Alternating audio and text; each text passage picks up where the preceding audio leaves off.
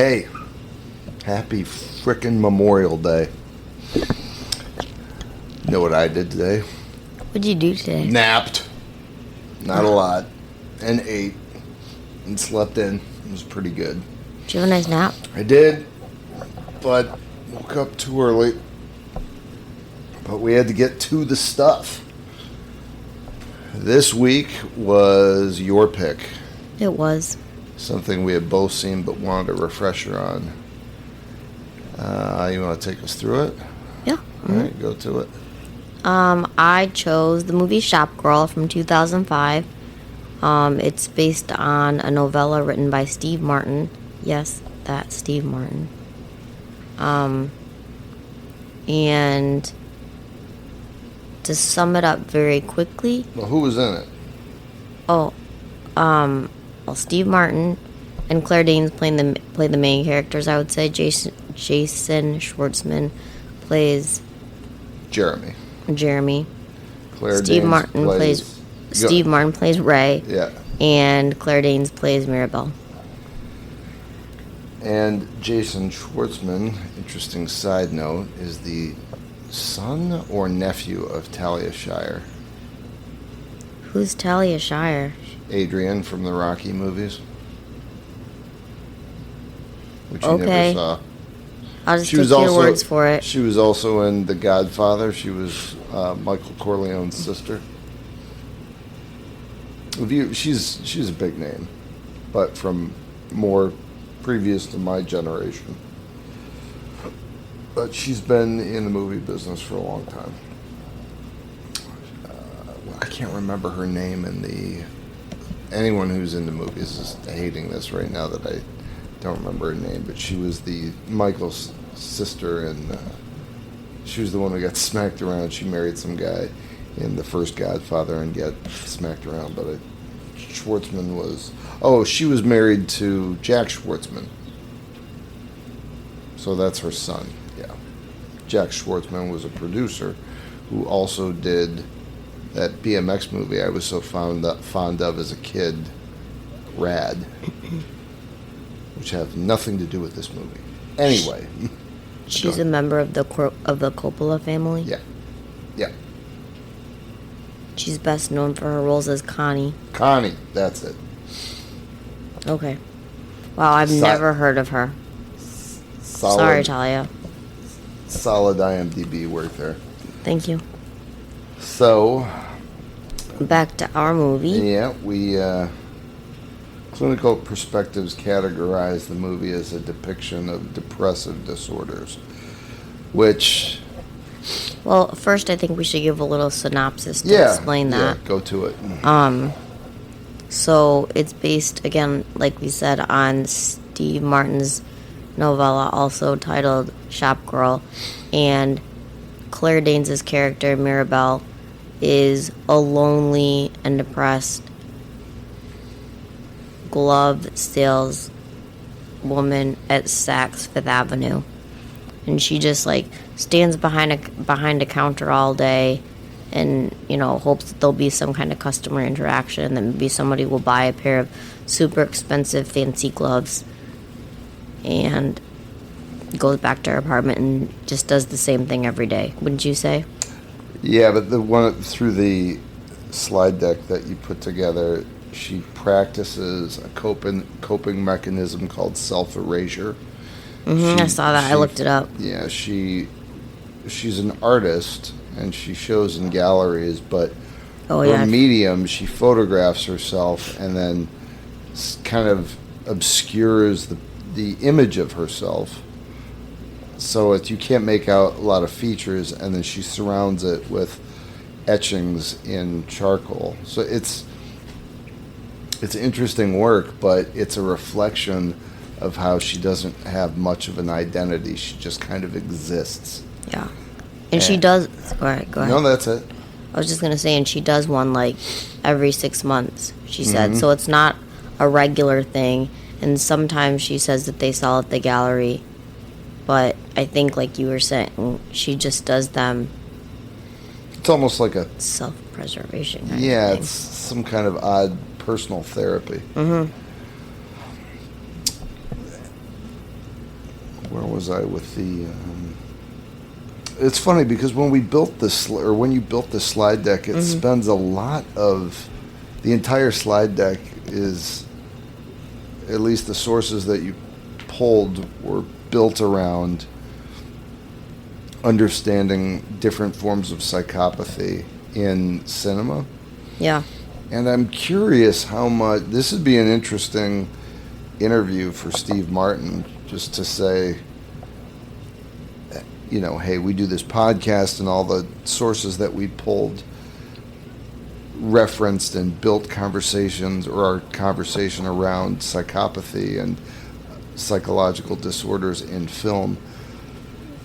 How much of that went into the novella that you wrote? Were you thinking about somebody who was dealing with depression, or did it become like an offshoot to the story? Because all of our sources, and you pulled how many, like 10? Yeah. Referenced. There was even one section of the slide deck that had an XY axis in terms of how much information is relayed regarding this psychological disorder in that movie, and how relevant it is to understanding the disease. Yeah. And it gave different, they called them psi ratings. Like, for example, I'll see if I can pull this one up pretty quick. Yeah.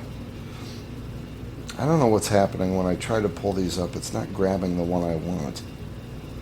So I gotta, all right. Go through all the slides.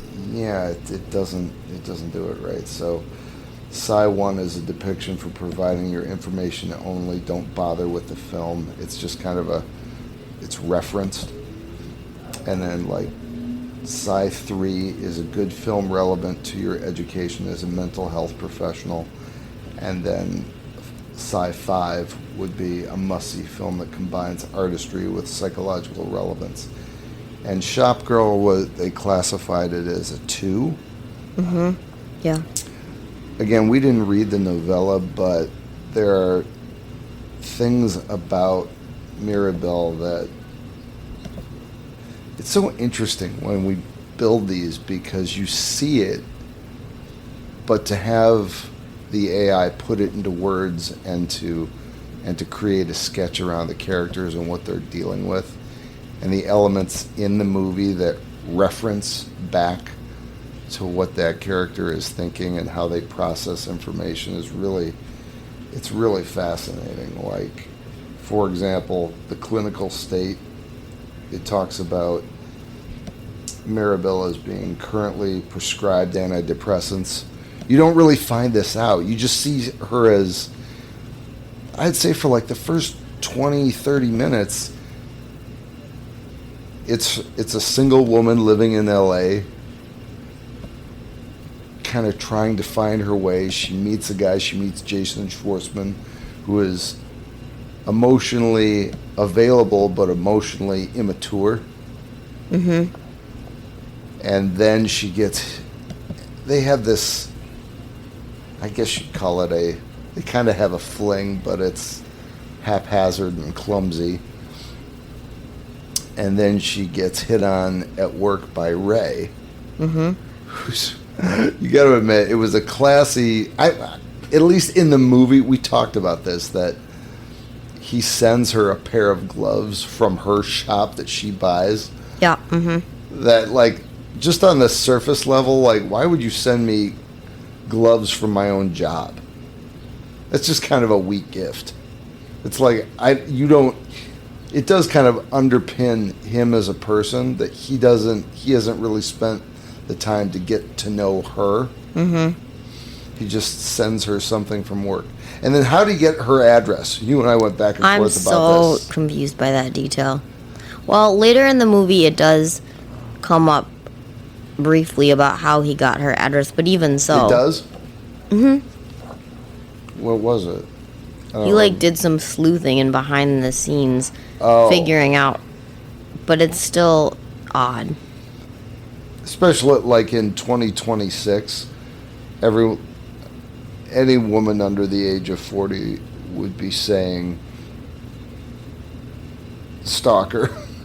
Well, and I think when you're first watching the movie, the initial time you watch it, I mean, not knowing anything, and he comes into the store and he buys the gloves and he has a conversation with her about which pair should he buy, and she asks him like who they're for, what's the occasion, or what the color of the dress is or something. And so you kind of think like, oh, he's buying them for, you know, a wife or some other person. And yeah, then it just like the next scene shows up on her doorstep. That was always kind of surprising. Which just tells you that he'd had his eye on her. Well, I guess it doesn't have to be. He's been watching her for a while, but he comes up with this impromptu method to connect with her. And on some level, it's smooth because his note is very direct and to the point, mature in that regard. Just, I want to have dinner with you. Yep. Which is, it's an older man's move. It's a straight to the point. You're either into it or you're not. Mm-hmm. And then Jason Schwartzman he just calls her up to hook up with her, but this is terrible that we have a movie podcast, and I don't even know how to describe what an emotional and interpersonal klutz he is. He's nice. He's a nice kid, and you can tell he wants to get to know this person, but he doesn't know how to relate to other people, especially not a member of the opposite sex romantically. Yeah. Mm-hmm. And then I told you before we started this, I was going to try not to overtake the conversation, but where does it go from? So they get together, Mirabelle and Ray, and then so they have a romance. Yeah. And I'm not sure what you were going for. Well, I was going to have you take us through the rest of the movie. So they have a romance, and so he gets her these gloves, and that turns into, you know, more like I think they're both needing and wanting a relationship, but they have that conversation about wanting to be in a relationship, but the idea of being in a relationship for both parties, if you will, is different. He does. She wants a partner to be there to love her, and they have that vignette. I don't know if it's quite a vignette, but he's talking to his therapist, and she's talking to her friends about the same conversation. Yep. Mm-hmm. And he says, "Oh yeah, I told her it's just sexual. It's not going anywhere." And when she's talking to her friend, she says, I'm deferring to you. Sorry, I just was trying to think of what to say. Yeah. She makes it sound like they're in the beginning of a relationship and it's something very serious, and that he, correct me if I'm wrong, but does love her, or is getting there. I don't know how you'd say that. Yeah. She feels like it's going somewhere. Yeah. It's not just like... It's progressing. There you go. It's not just like a surface thing. And as he's talking to his psychologist, he's almost self-affirming that, yeah, she understands it's just sexual and that's it. Yeah. I also think it's really interesting because you brought up, like, Ray's talking to his psychologist, and Mirabelle is talking to her friends at work. She actually doesn't really have any friends at work.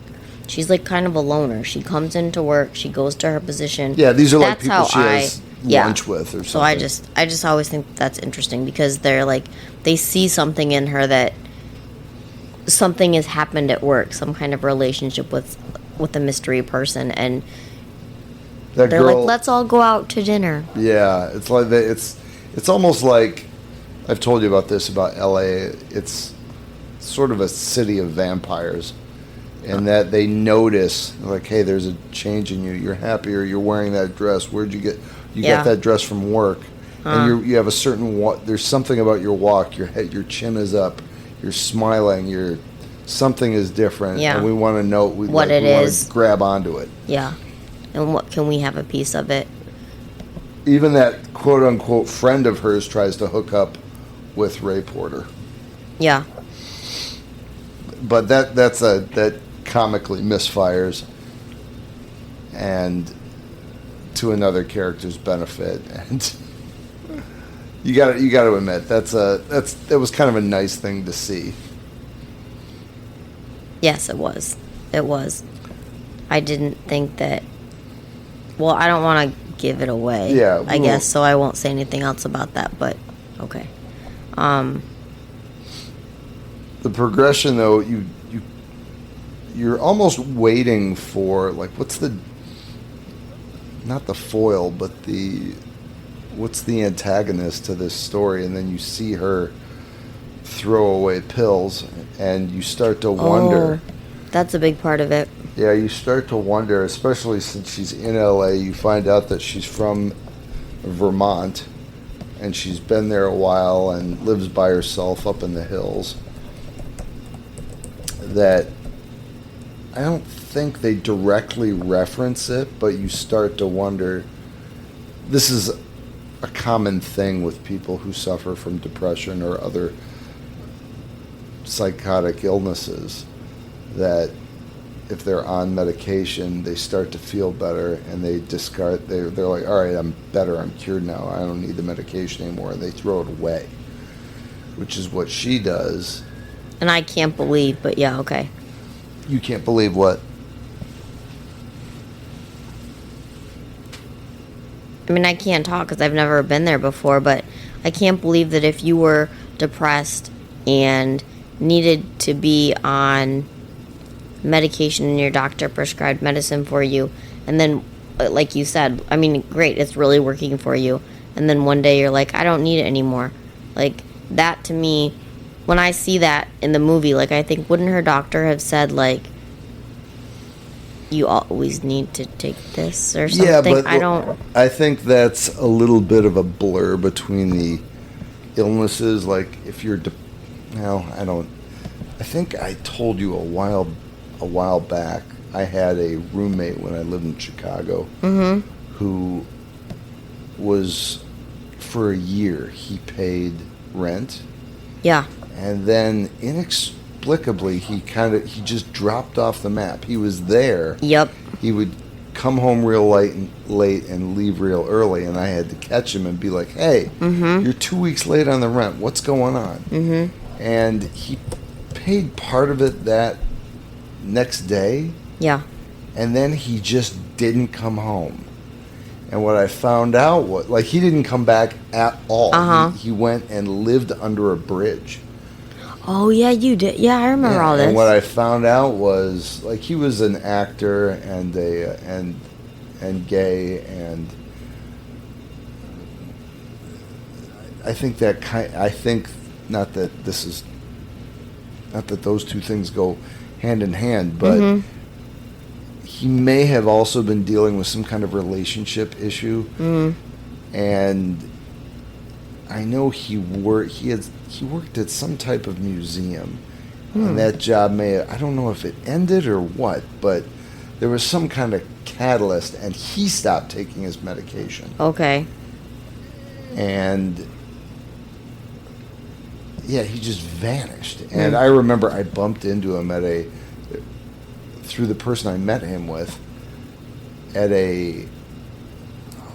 there was like an outdoor concert, and he was there with this friend of mine. He was like, hey, surprise. And I'm like, I feel bad about this, because I had said to him, I'm like, hey, you got my $600?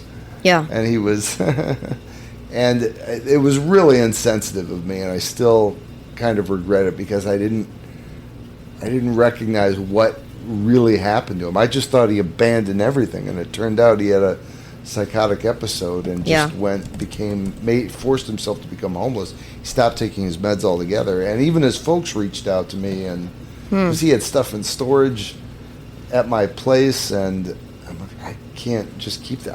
I kept it for a year. Yeah. But back to the movie, Mirabelle she throws out her meds, and you can see this very quickly. She just kind of descends into this depressive state. And for people who haven't had experience with depression, it's a motherfucker. If you've ever been, just try to imagine whenever you've been really sad about something, amplify it, and then it never dissipates. Mm-hmm. You've seen stories about people who they stay in bed all day, they can't get motivated. Yeah. And I think the filmmakers did a pretty good job of showing that's kind of what happened to her. They really did, and it was quick. Yeah. It was fast. That's like, because I've seen other I've seen other movies or TV about this exact same thing. Mm-hmm. And it's like, well, I shouldn't say exact, but like people having depressive disorder or bipolar disorder, and it's like, so again, I can't relate because I don't know that life, but I just can't believe how it's quickly almost like you recognize it when it's on film. Yeah. Do you remember how, it's still shocking to it's me. like she had it's almost like she had an anxiety attack at work. Yeah. When she had to sit down, she starts breathing real heavy. Oh, yeah. Yeah. Yeah, I'd forgotten about, And do you remember, there's a scene when she goes home to Vermont, she's having dinner with her parents. Uh-huh. And then Ray calls. Yes. And then there's a scene that just shows her mother. I don't know if you picked up on this, and it slowly zooms into it. Uh-huh, I did, and I remember being I perked up. I'm like, what is that? Yeah. For anybody who's listening, we don't get any fan mail. I hate to call this out, but I would love to know what that meant. You didn't see it. You didn't see it in any of your research, did you? No, I didn't, but I think that... I almost wonder if... So, first of all, two things. One is, I think it's really interesting that he got her home phone number and called her. That's like another, how did you get my address to send me these gloves? Yeah. But that's really creepy. To get her home phone number and call her. But I guess, I'm not defending him or saying that it's okay, but, he hadn't heard from her in a long time, and he tracked her down. And then also, that scene that you were just talking about with the close-up on the mother, I think she knew that something was up, and that not only maybe was it her daughter's disorder, but I think it was also she knew that it had something to do with the relationship issue.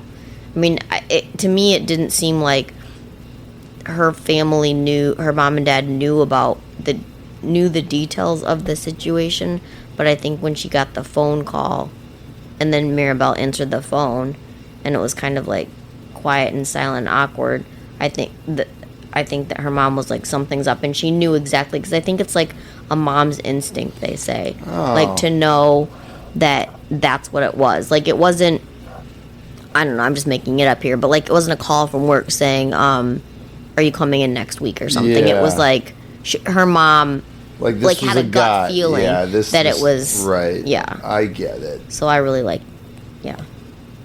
that's my interpretation. Quality insight. Thank you. So it's interesting. She rebounds back to Ray a little bit. He convinces her to go to a event in New York. And because originally she had said she wasn't. The long story of it, he's asked her if she wanted to go. She said yes. He bought her a ticket, and then something happened, and we're not going to say what it is. And then she said, I can't go. And then that's what the phone call was home, is, will you still go to New York? Will you still go to New York with me? And she said yes. Sorry, go ahead. What's interesting is they have a reunion back at his house, and he makes a very... What is his... They don't really describe what his job... He says he's a logistician. Yeah. He works in... He uses the discipline of logic, I would assume, in computers somehow, because he flies back and forth. He has a place in Seattle, and he flies on a private jet, so he's crazy loaded. And he's thinking of getting another apartment house. In the in movie. Where? He just mentions that he's thinking of getting an apartment in New York. Yeah. Because he goes there so often. Right. So he makes a very large gesture to help her out, but then on the heels of that makes an offhanded comment about moving to New York that just, it doesn't send her spiraling because she's back on medication, but it just, I think it throws the door wide open as to what her relationship is with him. Yes, when he does, yeah. Mm-hmm. So there is without giving away the ending, she bumps into Jason Schwartzman again. And what's interesting is we haven't spent any time on this because so much of the slide deck talked about her psychological issues, but Schwartzman had his own too. Well, he just was immature. Very immature. And I find this amazing. He does stencil and graphics for a amplifier company. Yeah. And he saves the day at a show and plugs his amp or his company's amp in to when a band is performing and one of their amps has a blowout, and he throws their amp on. Saves the day, and and they're like, "Hey, come with us." Head musician is very happy. He's like, "Yeah, come hang out with us, and just go on tour with us." And then he goes, and it's funny because in real life, if that were to happen, you go on tour with a bunch of rock musicians around the country for 4 months or 5 months or whatever it is, you're going to get into some debauchery. Yeah, you're living on a bus. And instead, the lead singer is this emotionally in-touch guy, and they're at the record store, and he says to Schwartzman, "You got to learn how to talk to people." So he starts getting him books on, like, self-help books on tape to listen to instead of, like, buying new music. He's like, "You need to learn how to connect with people. Listen to this stuff a lot. This is all you should be listening to." And that being said, my commentary on that situation is that I really liked that moment in the movie. I mean, I do think it's kind of strange, but at the same time, I know that there are people like that in the world who are lacking in an area, we'll just say, and they really do need help, and they need someone, a friend or a coworker or someone like that, to step up and say, like, "I can help you with this," or, the nice way to say it, like you said, they were in that store and he gets them all these self-help CDs or whatever, and you need to, like, learn how to talk to people, especially women. And because clearly no one had helped him in that department, but he wanted to do that better, but he just didn't know. He was clumsy about it. Very clumsy about it, and so I just thought, like, that's a cool moment in there. I mean, for him to help him, because his character was really awkward and really, just. You can tell all the want. It makes me uncomfortable. Yeah, you can tell all the want and desire was there. Yeah. But he didn't have the finesse, or not even just the finesse. And you feel bad. You feel bad because when the desire is there, but just not the ability to share. Yeah.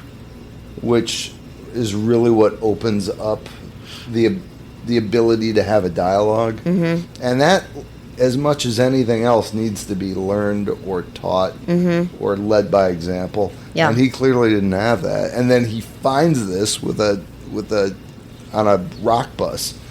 Yeah. And it's so funny. I mean, I guess that's one thing. That's one thing I forgot to say, is that it was just like, I don't know, fill in the blank with the word, but like how it happened. Like, this guy... Oh, I know what I was going to say. You wouldn't expect this it guy, to happen there. Not at all. This guy Give him invited like a him heroin.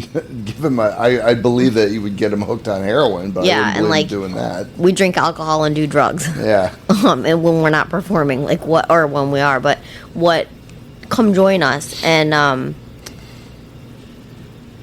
and I feel like in some cases, in that situation or any similar situation, that some people would have just, like, passed him off and been like, okay. I mean, they would say this to their face probably, but, like, you're weird, like, it was nice having you on the bus for 2 weeks, see you later. But instead, this guy, like, takes him under his wing, yeah. So I really like that.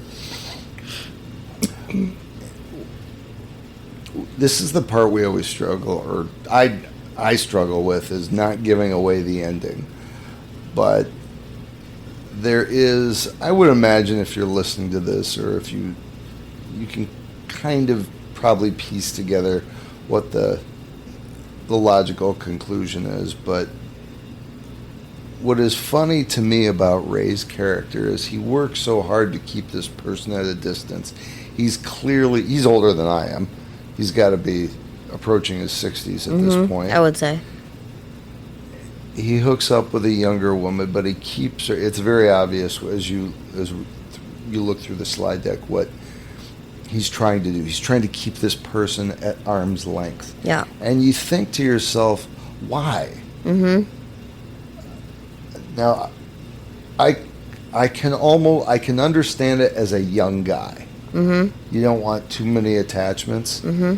But on the back nine of your life, why would you do that? Yeah, I don't know. Like, I get that you're traveling around a bit, but, like,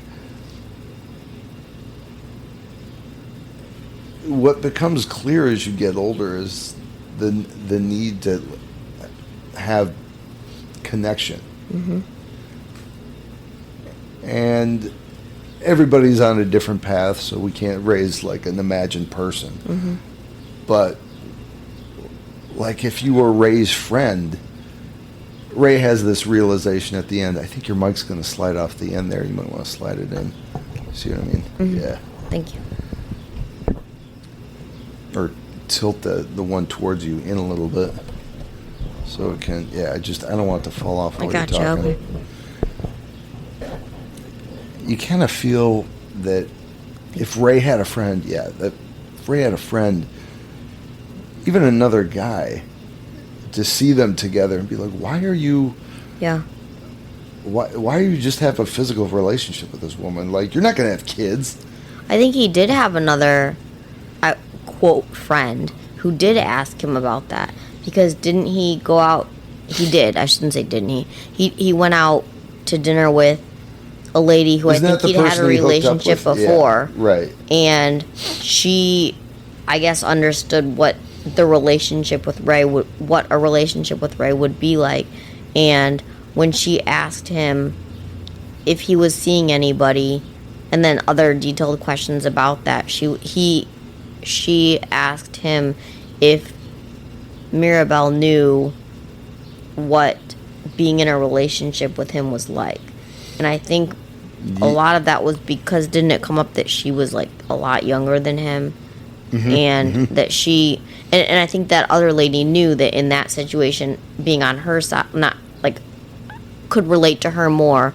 She could understand that, like, this girl is looking for, or would like to be in a relationship, not in a relationship like Ray is thinking. But and this woman was like, hey, I'm down for just hooking up with you. She was. But I'm wondering if you're doing this on purpose or if you're willfully ignoring the obvious. Yeah. Mm-hmm. So Ray is, I don't want to call him a deplorable character, but I think there is an element of kind of seeing what you want to see with him. Yeah, I would agree. You did mention that during the movie, and I think that, I mean, I would agree with that. Like, and I think for both of the main characters, it's like that, don't you? Like, each person is seeing the things that they, like, I'm only saying this because you brought it up. Yeah, she's trying, And your slide deck, again, brought this up, is that she doesn't have much of an identity. Mm-hmm. And she kind of, in place of that, she becomes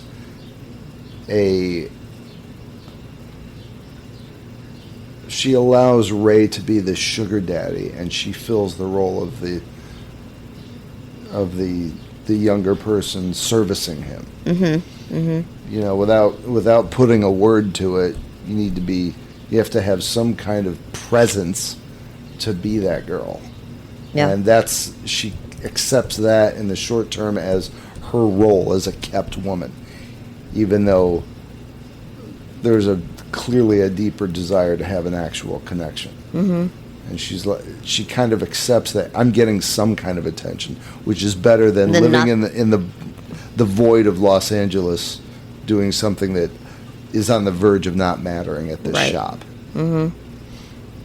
So and I thought it was perfect to choose Los Angeles as the place to tell this story. Whenever you have a story that hinges on loneliness or desperation or desire that's not met, LA is the perfect place for that, because it's seething. It's everywhere in that town.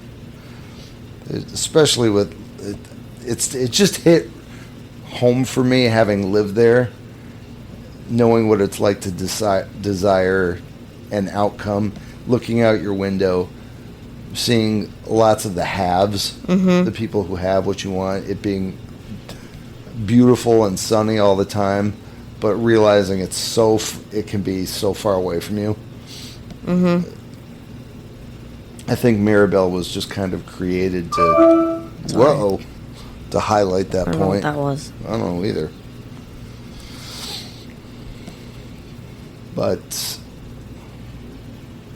at the end, you didn't think it was possible to feel bad for Ray at the end, but a little bit you do, because what's weird to me is that you could get to that age and realize that you spent so much time trying to keep someone at bay, and then when they proceed without you, he's like, it just kind of dawns on him, like, why did I do that? Yeah. I don't know why I did that. Yeah. And he makes an admission to her at the end, and she can tell she gets a little weepy, and it's, I don't even consider that a mean move on his part. I can understand the longing to be able to say, hey, I made this mistake and I did feel this way, and there's no excuse for it. Mm-hmm. I just needed to say it because I've made a mistake and I recognize it, and I didn't mean to hurt you in the way I did. It wasn't my intention to, for all these negative things to happen to you. Right.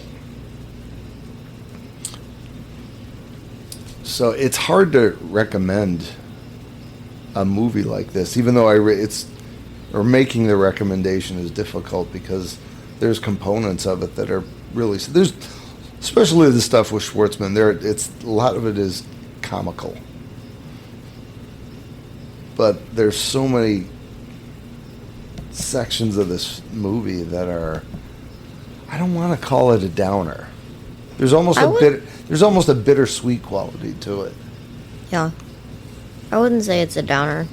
On a personal level, I really like this movie. Mm-hmm. Because I think there are many storylines told at the beginning.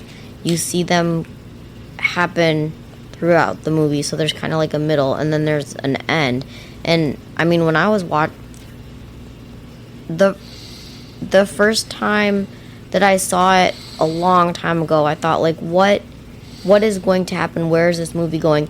And I definitely didn't see all the different, like, pieces and details, plot points that it showed. Mm-hmm. And then I remember thinking, even watching it recently, how are they going to wrap this up? Mm-hmm. What happens at the end? And like you said earlier, we're not going to say it and give it away, but I think it's like, I don't know, it's just an interesting study. And like the Notebook LM that I did really focused on the psychology of it. Is that the right one? And I would not have. That's not where I would have centered things, I guess. I mean, it's part of it for sure, but it's. I think it helps you understand. It does I think help the Notebook understand. Helps you understand. Like for anyone who doesn't have an experience with someone who has mental illness or depression. Yeah. Like if you look at it through that lens, like why doesn't she just dump his ass? Well, because there's this other component. Yeah. There's a psychological component, a disorder she is dealing with. Yeah.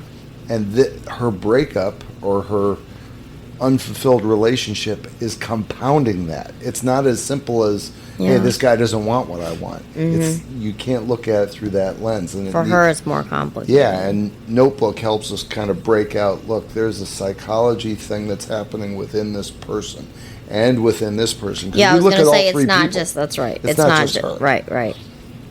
So when you do an analysis like that, it's helpful because it allows you to get more out of the media product. Yeah. It allows you true. to extract a lot more out of the movie. I think someone who would watch this might feel a little unfulfilled coming out of it, but someone who has grown up around people with emotional disorders or someone with a problem with alcohol or drugs or depression would see this and it would hit so much harder. Yes. Even though... Very true. You know what? I thought the same thing you did. I remember being in the theater seeing this. And when she pulled out those pills and looked at them and closed the top, I'm like, oh. And then she threw them away. I'm like, I know where this is going. She's going to have a real hard time with this.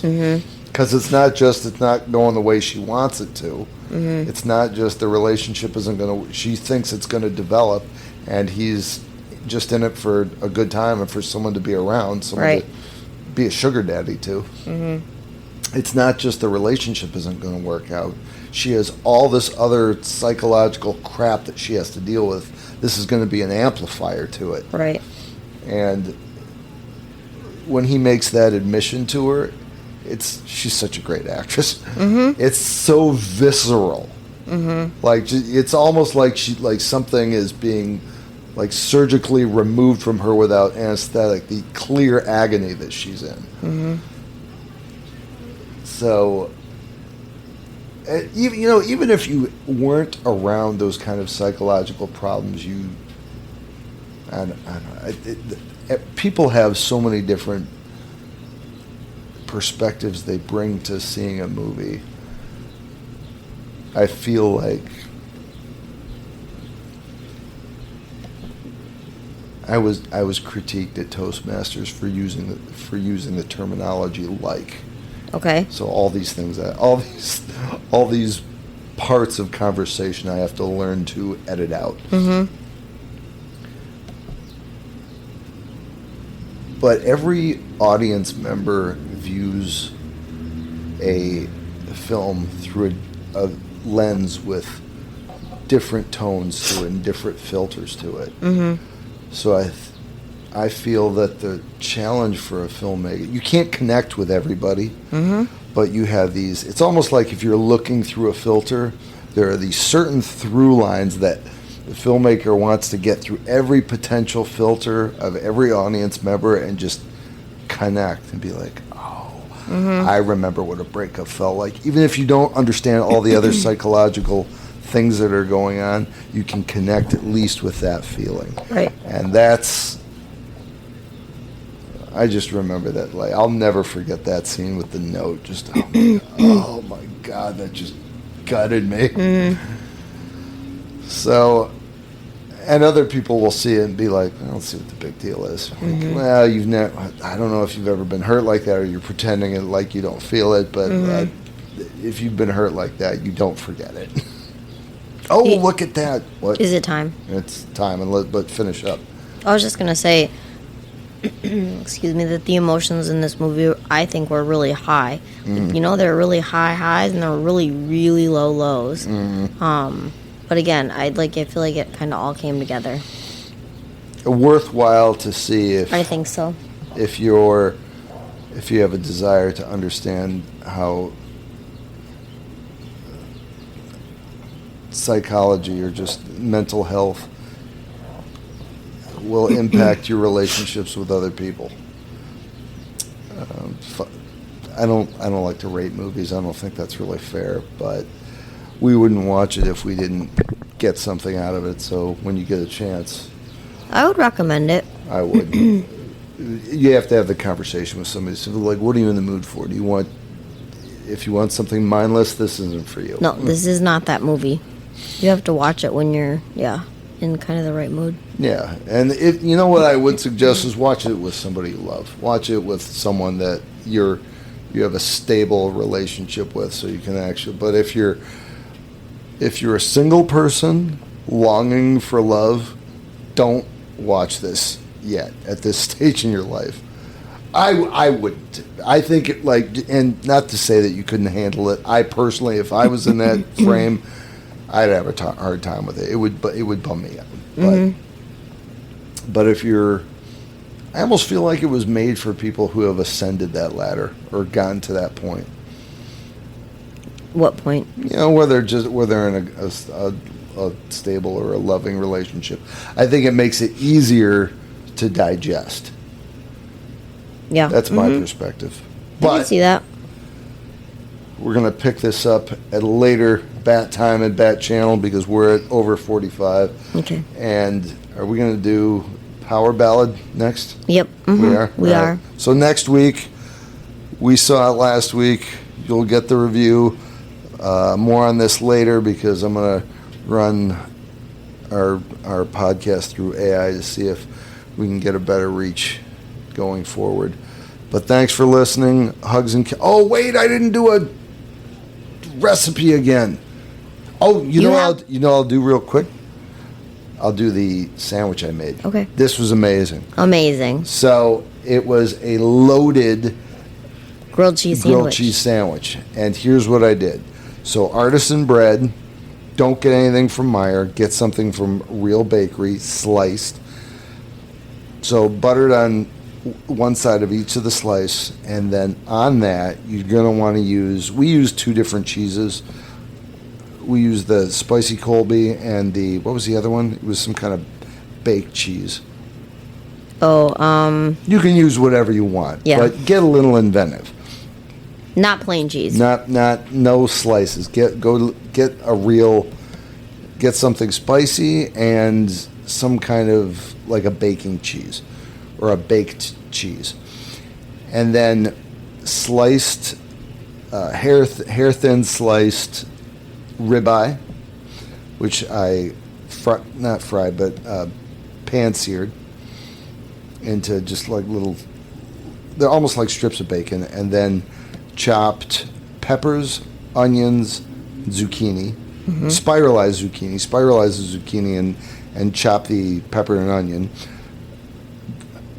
Saute that with a little bit of avocado oil or olive oil, salt, pepper, and garlic, and you set those two things separate, the meat and the peppers and onions.